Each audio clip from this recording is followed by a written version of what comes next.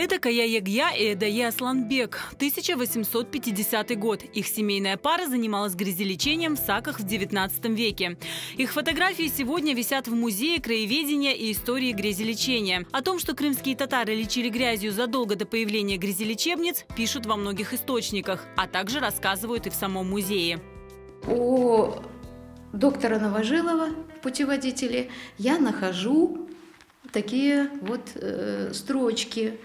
Курорты грязевые были дорогие, они для привилегированных классов.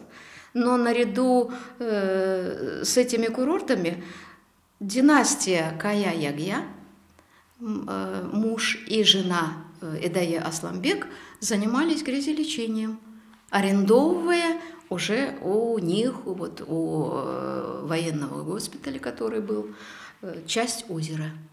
Это был 1886-90-е годы. Это, то есть, конец XIX века. Но до этого их предки все занимались грязелечением. Одним из первых о крымско-татарском методе лечения грязью написал путешественник и литератор Павел Сумароков.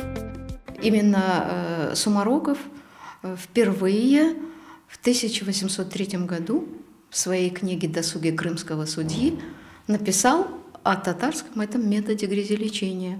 Вот на берегу озера, когда мелело озеро летом, местные жители рыли ямы и прямо в эту яму помещали страждущих, как бы можно так сказать. В один из приездов в Крым попутчик Сумарокова сделал зарисовку, по которой была подготовлена диорама для музея.